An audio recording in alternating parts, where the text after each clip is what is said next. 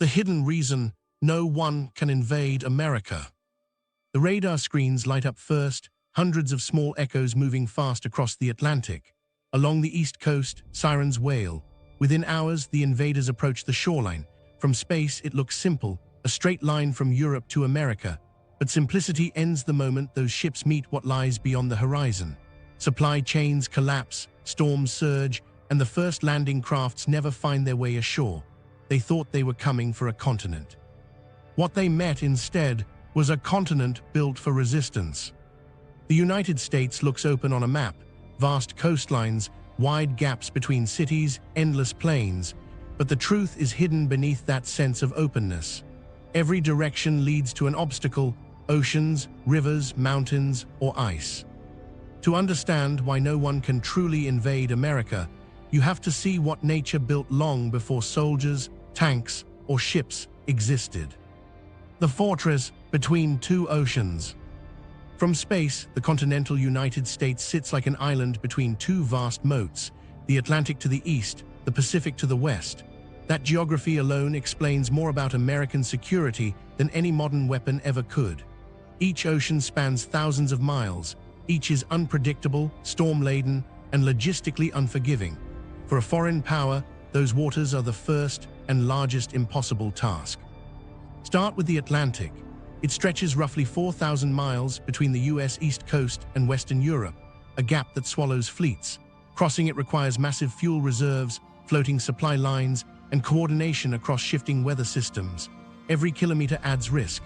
Storm tracks sweep from the Caribbean to Newfoundland, forming an unrelenting conveyor belt of turbulent air and rough seas. Naval convoys in both world wars learned this the hard way. Even when the US itself wasn't under threat, Allied crossings demanded staggering resources. Each crossing was a campaign in itself. Now imagine attempting that under fire.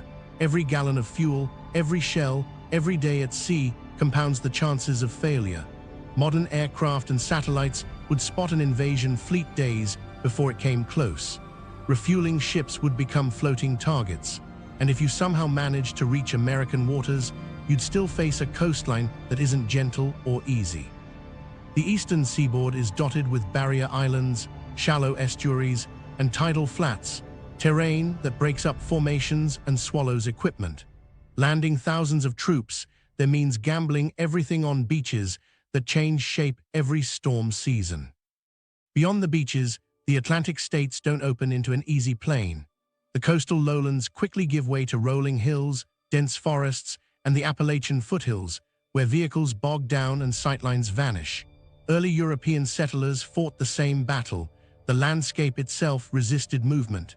Geography doesn't need artillery when it can simply slow everything to a crawl. But maybe you think the Pacific offers a better route. It doesn't. If the Atlantic is a moat, the Pacific is a cosmic gulf. From East Asia to California lies nearly 6,000 miles of open water, the largest stretch of navigable ocean on the planet. It's not just distance, it's dynamism. Typhoons, crosscurrents, and the largest swells on Earth make sustained operations brutally complex.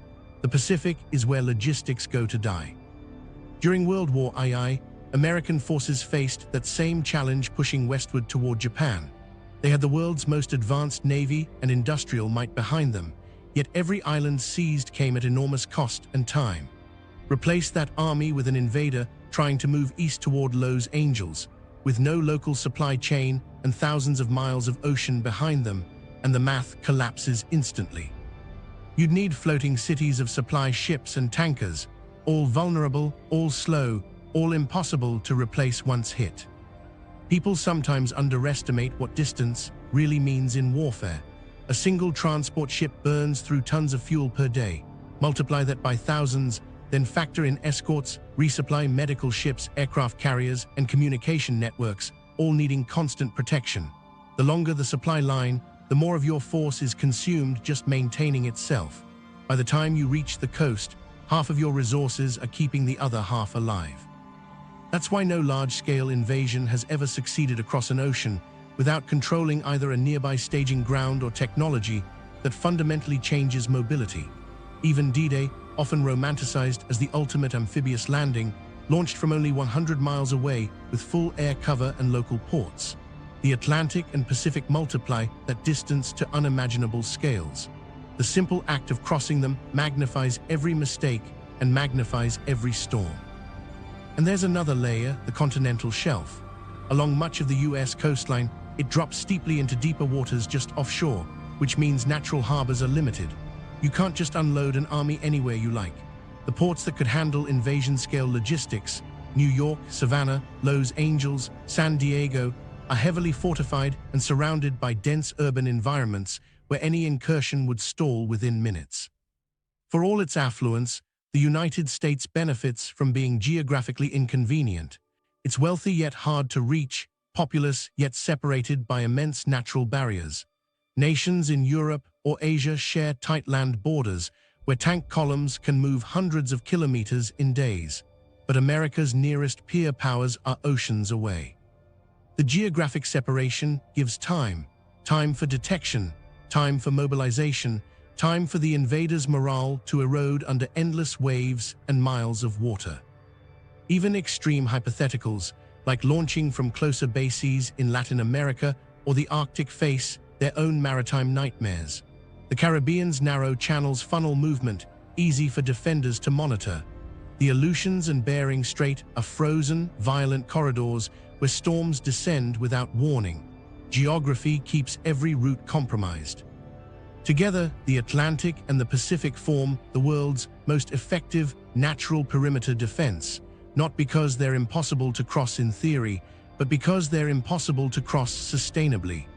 An invader can survive a voyage. It cannot survive the endless chain of resupply required afterward. So while satellites and weapons often dominate discussions about national defense, the real secret is still the same as it was centuries ago. America is surrounded by moving walls of water, thousands of miles wide. Even before you reach a single American beach, geography has already chosen the outcome. But oceans are only the first layer. Suppose an invader somehow breaks through, landing on the coast. They'd find that the real battle hasn't even started yet, because immediately inland, another barrier rises from the horizon, silent and immense. The Appalachians wait, the first continental wall in America's interior defense chain. The Appalachian Wall, the Eastern Bastion. From Maine to Alabama, a dark green spine runs down the heart of the eastern United States. These are the Appalachian Mountains, ancient, worn, and deceptive. From a distance, they may look gentle compared to the snow-capped Rockies, but for anyone who's tried to cross them, they're a labyrinth of ridges, hollows, and forests that seem to close in from every side. They may not reach the height of the Himalayas, yet their power isn't measured in altitude, it's measured in obstruction. Over 1,500 kilometers of broken terrain make this range one of the most formidable interior defenses on the continent. An invading force landing anywhere on the eastern seaboard would discover this immediately. The first 100 miles inland are an endless climb, steep ravines, folded hills, and oak-covered ridgelines that grind supply lines and confiscate time. Every contour bleeds momentum. Roads run along narrow valleys where every bend could hide artillery, transforming simple movement into endurance. Satellite maps don't capture how disorienting the Appalachians are once you're inside them. The forest canopy swallows noise and movement, troops vanish, rivers disappear, and machines fade under green ceiling. For defenders familiar with the land, it's a natural ambush corridor that feeds on the impatient. For attackers, it's not just a logistical trap, it's a landscape built to consume the unprepared, 1 mile at a time. History proved it long before modern war existed. In the 18th century, European settlers pushing west called the Appalachians the Great Barrier. Marching armies struggled here just as much as wagon trains and traders. In 1755, a British expedition under General Edward Braddock attempted to push through the mountains toward the Ohio Valley. His men had to build a new road 12 feet wide just to drag their supply wagons over the ridges. It took months, and by the time the road was complete, his army was exhausted and undersupplied. They were defeated before reaching their destination. Geography, more than muskets, broke that campaign. The lesson repeated itself during the American Civil War. The Appalachians divided the conflict's entire strategic map. For the Union, forcing troops through the Blue Ridge or Cumberland Mountains was painfully slow, each pass easily defended, every ridge a ready-made fort. In 1862, Confederate Commander Stonewall Jackson used the Shenandoah Valley, one of the few navigable corridors through the range, to outmaneuver much larger Union forces. With only 17,000 men, he marched more than 600 miles, using the terrain as both shield and highway. Larger armies chased him, but could never trap him. His movement showed exactly why mountain terrain favors the smaller, more agile defender. If war ever reached American soil again, the Appalachian chain would play the same role. Imagine an enemy trying to move mechanized columns west from the Atlantic coast. The mountains slice every route into narrow strands, Interstate 64 across Virginia, Interstate 40 through Tennessee, or tiny state roads snaking through the Carolinas. A single demolished bridge or landslide could stop a column for days. There's no combining of forces once inside. Every valley becomes its own battlefield, isolated, self-contained. A defending army could withdraw deeper, reappear elsewhere, and never lose its mobility advantage. Even in peacetime, the region reminds planners how relentless it can be. Freight trains must double their engines to climb grades of only 2%. Highways twist like ribbons because straight lines are impossible. Helicopters encounter sudden fog and crosswinds generated by overlapping ridges. In winter, the same slopes that slow trucks turn into ice chutes. Any invasion relying on heavy logistics, fuel convoys, ammunition trucks, field hospitals, would find every mile here to be an engineering problem. Another invisible obstacle is the forest itself. Over 90% of the central and southern Appalachians are wooded. A force trying to operate inside them would struggle with drone visibility, GPS reliability, and power generation under thick canopy. There's a reason guerrilla warfare thrives in such conditions. A defender who knows the trails, ridgelines, and hidden hollows could outlast any technologically superior invader. It's terrain built for attrition, not for blitzkrieg.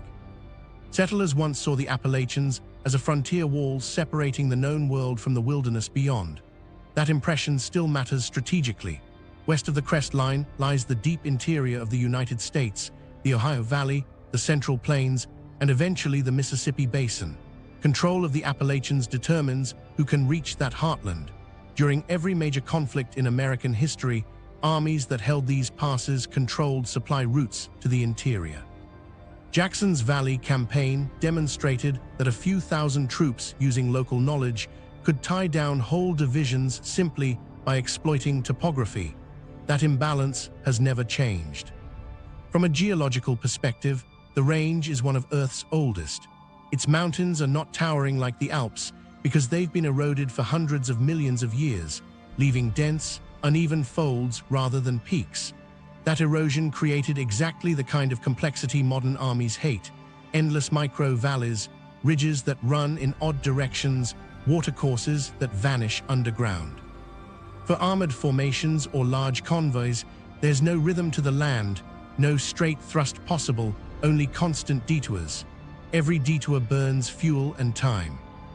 Even air power doesn't erase the advantage of terrain. Radar is disrupted by the ridgelines.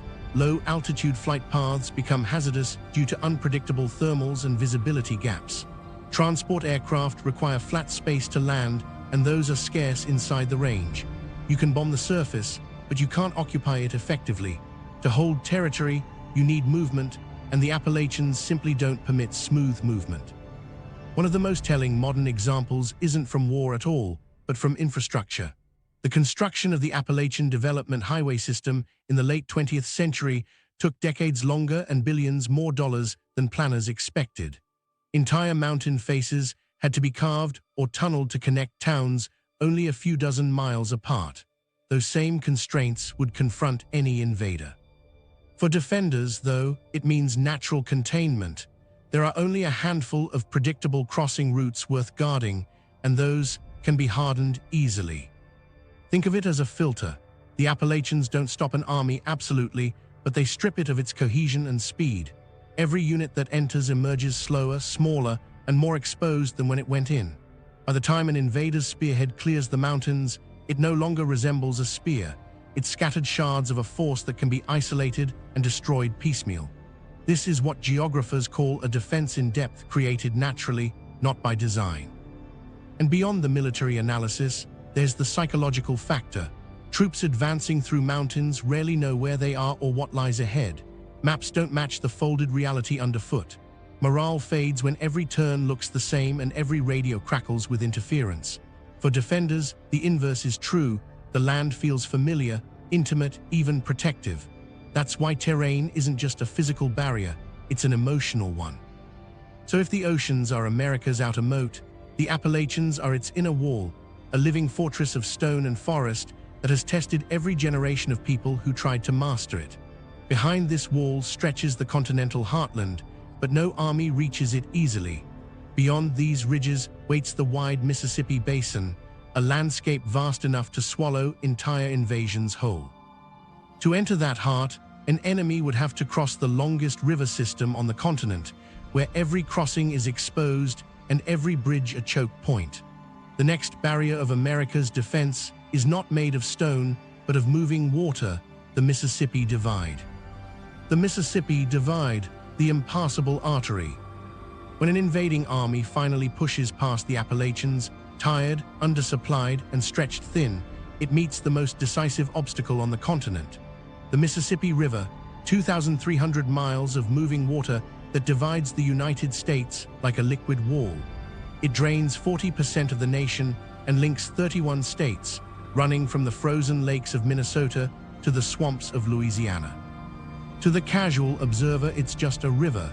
To a strategist, it's an impassable artery that separates east from west and turns geography itself into defense. Every major power that's fought on this continent has understood the river's power. For centuries, control of the Mississippi meant control of America. Its bends, tributaries, and floodplains form a network so vast that you can travel from the Alleghenies to the Rockies by water. The system includes the Ohio, Missouri, Tennessee, and Arkansas rivers, all natural highways that serve defenders far better than attackers. Because the flow moves south, any army advancing west or east must defy the current, crossing unpredictable channels hundreds of meters wide and loaded with silt, sandbars, and shifting islands. In peacetime, it's an economic superhighway, carrying more than 400 million tons of cargo each year. In war, that same infrastructure transforms into a barrier laced with defensive advantages. The bridges, spaced as much as 150 kilometers apart, become critical choke points. Destroy one, and an army's route vanishes. Even temporary pontoon crossings are dangerous. Strong undercurrents can tear them apart in hours. Flood season makes it worse. From March through June, the river can swell dozens of feet, turning entire counties into marsh. An invader can't simply cross during favorable weather because floods rewrite the terrain. A map drawn 1 month earlier becomes useless the next. The Civil War revealed the river's true strategic magnitude. In the 186s, when the United States fought itself, the Mississippi became the dividing line of victory and defeat. General Ulysses Grant understood that taking the river would slice the Confederacy in half.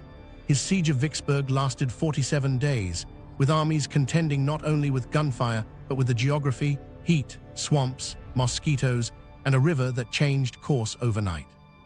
When Vicksburg fell in July 1863, the Confederacy's western armies were cut off. From that point forward, the South fought in fragments, its supply lines split by water. Geography, not ideology, determined the turning point of the war. That same lesson holds in a modern context. Suppose an invading coalition manages to secure parts of the eastern United States. Tank divisions move westward through Tennessee and Arkansas, trying to press toward the Great Plains. The Mississippi stands in the way. Crossing such a river under fire means assembling hundreds of boats and bridging units while exposed to drones, aircraft, and shore batteries. Every crossing becomes a death trap.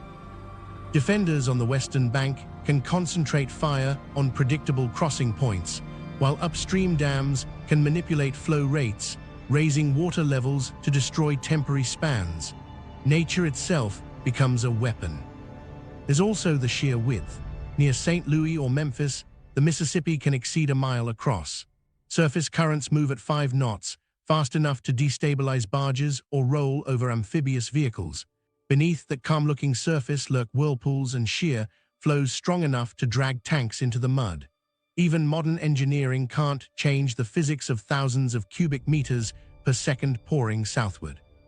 When logistically fragile armies depend on exact timing, a current like that ruins coordination instantly.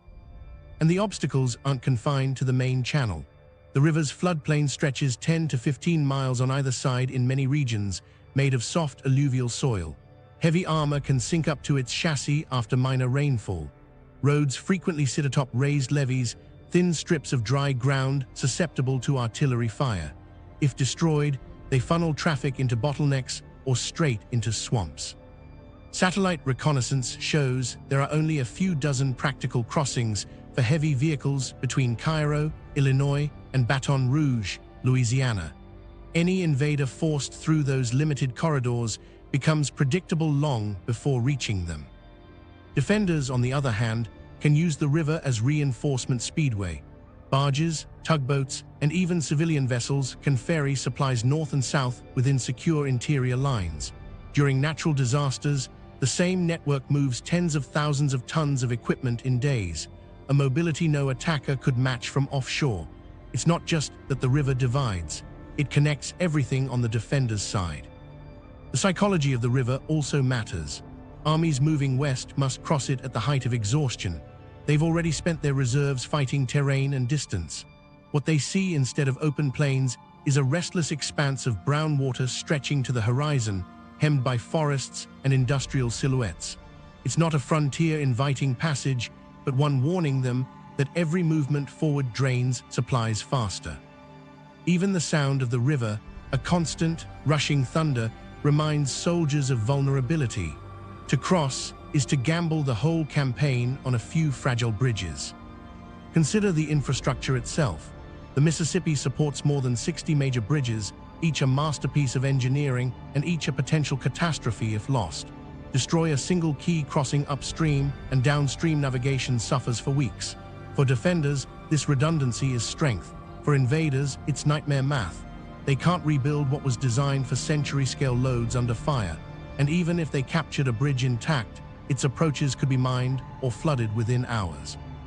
Further complicating any invasion is the river's integration into America's inland waterway system.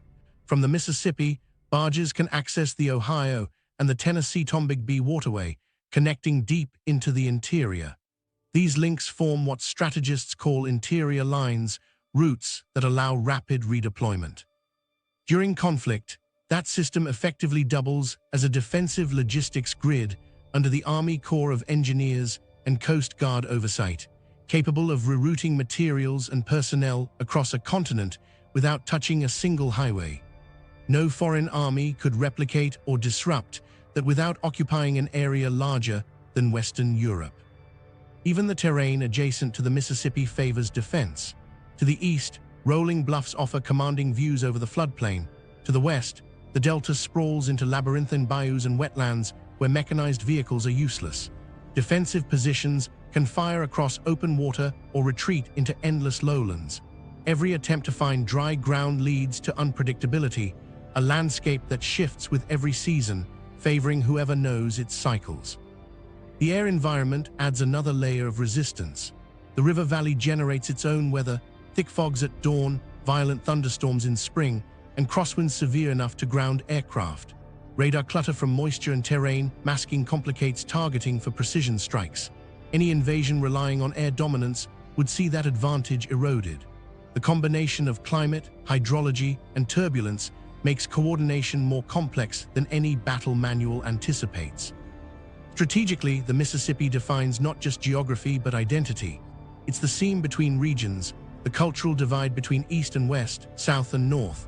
Even if an invader occupied one bank, they'd face an entirely different logistical, cultural, and defensive environment on the other.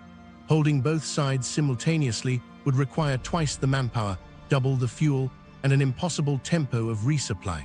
Empires have crumbled trying less. To see its full scale, trace its watershed on a map. It forms a tree whose branches stretch from Montana to Pennsylvania. Every raindrop falling in that enormous territory eventually feeds into the main artery. For defenders, that means every tributary is a highway flowing homeward. For attackers, it's countless smaller rivers to cross before even reaching the main one. An invader would have to rebuild civilization with every mile, bridging, dredging, and maintaining supply across terrain designed to confound them. So when analysts describe the Mississippi as America's spine, they're not speaking metaphorically. It carries the lifeblood of commerce, but in military terms, it's the nation's circulatory shield. Crossing it without consent would take not only immense resources, but defiance of hydrology, infrastructure, and history itself.